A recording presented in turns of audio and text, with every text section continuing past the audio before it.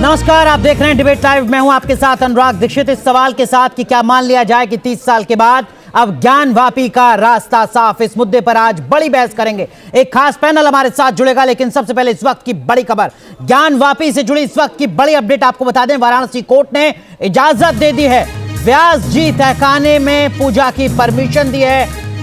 Varanasi court ने इस वक्त की सबसे बड़ी खबर, 30 साल के बाद हिंदू पक्ष को पूजा की अनुमति मिली है व्यास तहखाने में। न्यूज नेशन के पास आदेश की कॉपी है, जिसकी तस्वीर इस वक्त हम आपको दिखाएंगे। इस खबर का बहुत बड़ा मतलब आने वाले वक्त में इस पूरे विवाद को लेकर 30 साल के बाद हिंदू पक्ष का जो इंतजार था वो यहां पर खत्म होता नजर आ रहा है। हालांकि मुस्लिम पक्ष कह रहा है कि अभी हाईकोर्ट का रुख किया जाएगा, लेकिन इस बीच एक बड़ी खबर आपको बता रहे हैं। व्यास तहखाने से जुड़ी इस वक्त की बड़ी खबर, काशी विश्वनाथ से जुड़ी इस वक्त की बड़ी खबर, ज्ञानवापी से जुड़ी इस वक्त की बड़ी खबर। व्यास तहखाने में पूजा की अनुमति वाराणसी कोर्ट की तरफ से दे दी गई है।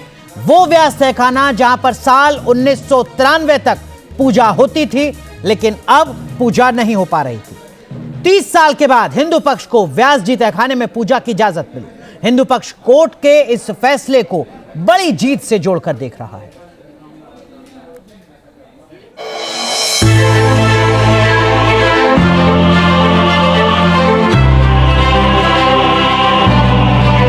ज्ञानवापी के तहखानों में भगवान से साक्षात्कार। तहखाने में मौजूद भगवान के अवतार।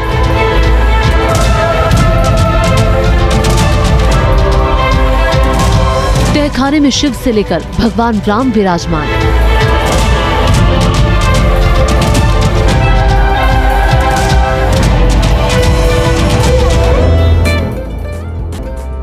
ज्ञानवापी के हिंदू मंदिर होने के प्रमाण जब तक सामने नहीं आए थे तब तक इस पर कयास ही लगाया जा रहा था, लेकिन एएसआई की सार्वजनिक हुई रिपोर्ट से सब कुछ शीशे की तरह साफ हो गया। ज्ञानवापी में वो सब कुछ मिला है जो सनातन संस्कृति का साक्षात प्रमाण है। दीवारों से लेकर खंबे तक, सीलिंग से लेकर दरवाजे तक, तहखाने से लेकर मंडपम तक हिंदू मंदिर के सबूत भरे पड़े हैं। लेकिन आज हम आपको ज्ञानवापी में उस तहखाने के बारे में बताएंगे जो व्यास परिवार के पास हुआ करता था, लेकिन 1993 के बाद इस पर कब्जा कर लिया गया और इन्हें पूजा से वंचित कर दिया गया। एएसआई की टीम ने जब ज्ञानवापी मस्जिद के अंदर सर्वे किया था, उस कार्रवाई का एक्सक्लूसिव वीडियो न्यूज नेशन ने आपको दिखाया था। उस वक्त एएसआई सर्वे टीम एक एक कर हर तहखाने के अंदर गई थी। एएसआई की सर्वे में तहखाने के अंदर वो तमाम सबूत मिले हैं जो हिंदू पक्ष के इस दावे को मजबूत करते हैं। तो हमारे साथ खास मेहमान जुड़ चुके हैं। विश्व हिंदू परिषद के राष्ट्रीय प्रवक्ता विनोद बंसल साहब हमारे साथ जुड़ रहे हैं। हमारे साथ जुड़ रहे हैं इंडिया मुस्लिम फाउंडेशन के अध्यक्ष डॉक्टर शोएब जमई। विनोद बंसल साहब, ये मान लिया जाए कि ज्ञानवापी का रास्ता साफ 30 साल के बाद?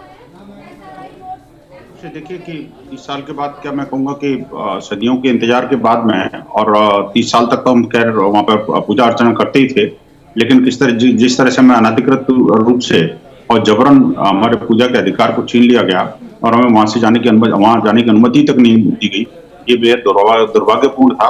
अब जिस तरह से जो चीजें साफ हुई हैं, एएसआई के सर्वे की बात हो या अभी आज के माननीय न्यायालय के निर्णय की बात हो, तो हमें देखिए, हम पूजा सेवा की बात कर रहे हैं, हम किसी का कोई अहित की बात नहीं कर रहे हैं। पूजा का अधिकार तो इस देश की परंपरा का हिस्सा है, और वो पूजा का अधिकार बेसिकली हम जो है ना सर्वभूत सुखने सर्वे संतो निरामया के लिए करते हैं, जगती के कल्याण की बात करते हैं।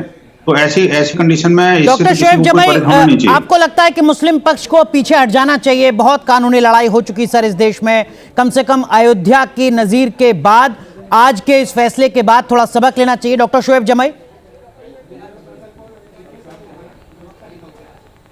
नहीं सर, हमारा मानना ये है कि अब तक तो मुस्लिम पक्ष जो है बहुत हल्के में इस मामले को लड़ रहा था और ये समझ रहा था कि शायद कोर्ट व्यवस्था जो लोअर कोर्ट है वो 91 के एक्ट को मानते हुए और तमाम चीज़ों को, साक्ष्यों को समझते हुए एक न्यायपूर्ण फैसला देगी तो शायद शांति और सौहार्द बना रहे इस देश का, लेकिन ऐसा हुआ नहीं। तो अब हम लोग पूरी तैयारी के साथ और बहुत बेहतर प्रिपरेशन और देश भर के मुसलमानों की निगाह अब इस मामले पे होगी और एक बड़ी लड़ाई एक कानूनी तौर पर, चाहे जिस तरीके, चाहे वो कानूनी हो, चाहे वो समाज की तरफ से हो, हर तरह की चीज़ों पे हम इंशाल्लाह अब उस पे लड़ाई आप लड़ेंगे। कह रहे हैं डॉक्टर शोएब जमाई कि पूरे देश के मुसलमान एकजुट हो जाएंगे ज्ञान वापी के मुद्दे पर आगे की लड़ाई को लड़ने के लिए?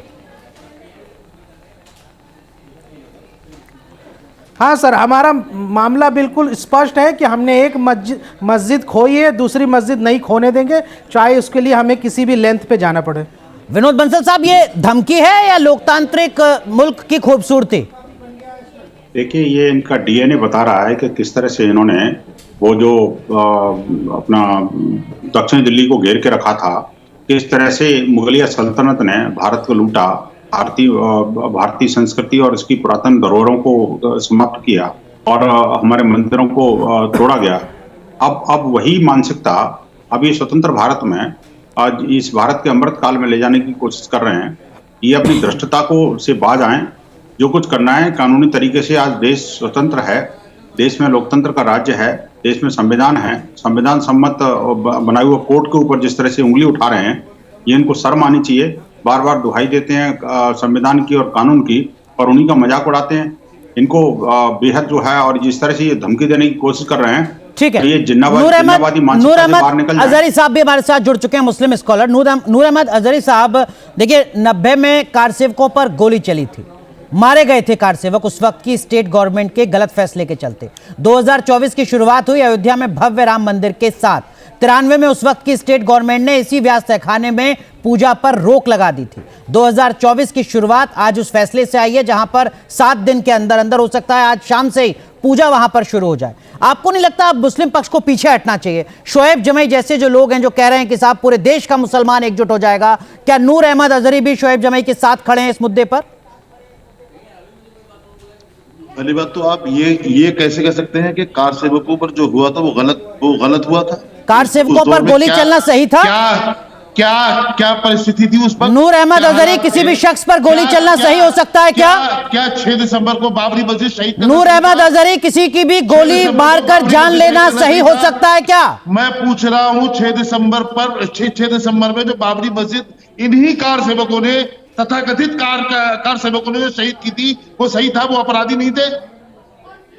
वो अपराधी नहीं थे? सवाल का जवाब दिया आपने जो सवाल खड़ा किया वही कई सवालों को जन्म देता है। विनोद बंसल साहब से मैं पूछूंगा तो वो कहेंगे कि यही वो खतरनाक सोच है जो देश के लिए बड़ा खतरा है। आप कह रहे हैं कि गोली से मारे गए कार सेवकों की जो मौत थी वो सही थी। ताल्लुक रखते हैं जो त्रिपुरा में मस्जिदों को इतना जहर कैसे आ सकता है सर अंदर? बुनियादी सवाल मेरा। इनकी बौखलाहट देखिए ना, इनकी बौखलाहट देखिए और इनका तमीज देखिए, किस तरह की बातें कर रहे हैं, किस तरह की भाषा का प्रयोग कर रहे हैं। जो पापी द्वारा बनाए हुए पाप की मस्जिद, पाप का ढांचा था, उसको मस्जिद कह करके सारे देश के विश्व के मुसलमानों की तौहीन कर रहे हैं। मैं चैलेंज करके कहता हूँ दोनों में से, ये दोनों पैनलिस्ट बैठे हैं, ये दोनों पैनलिस्ट में से कोई आज तक उस बाबरी में नमाज पढ़ने के लिए गया हो? इनका बाप दादा या कोई इनका कुनबे का कोई व्यक्ति वहां पर नमाज पढ़ने गया हो? लेकिन डॉक्टर शोएब जमाई तो कह रहे हैं कि साहब पूरे देश का मुसलमान अब एक हो जाएगा, ज्ञान वापी की लड़ाई को हम खत्म नहीं होने देंगे। ये जिन्नावादी सोच से बाहर निकल जाए, नहीं शोएब तो जमाई, भारत बदल गया। ये क्या जिन्ना का डीएनए है जो विनोद बंसल साहब कह रहे हैं? देश के माहौल को बिगाड़ने की कोशिश हो रही है, उम्मीद तो की जाती है सुलझाने की कोशिश हो। शोएब जमाई, कोर्ट का निर्णय है कोई? अरे डॉक्टर शोएब जमाई, डॉक्टर शोएब जमाई नहीं है ये। मैं जवाब दूं? जी से कुछ नहीं कहोगे? देखिए, इस देश में जिन्नावादी और गोडसेवादी की सोच, कौन लोग उसके पैरोकार हैं, ये देश भली भांति जानता है। मैं इस विषय में बातें नहीं करता। कल ही महात्मा गांधी जी की जब शहीद किया गया उनको, तो उसको श्रद्धांजलि का दिन था और किस तरीके से लोगों ने गोडसे को हीरो बना करके पूजा किया। और यही लोग थे, विश्व हिंदू परिषद के ही लोग थे और हिंदू महासभा के लोग थे। तो कैसे ये लोग देश में नफरत फैलाते हैं ये सब जानते हैं। मैं तो कानून की बात कर रहा हूँ। मैंने कहा कि देश के वरिष्ठ वकीलों के साथ मशवरा करके और जितने भी संसाधन लगेंगे सभी चीजों को लेकर के हम ज्ञानवापी केस का मुद्दा लड़ेंगे। अब तक तो लोकल वकील जो फैमिली मैटर्स पूरे देश में जकात का पैसा जाएगा उन वकीलों की फीस के लिए? कैसे संसाधन? वैसे ही संसाधन जैसे राम मंदिर के चंदा के लिए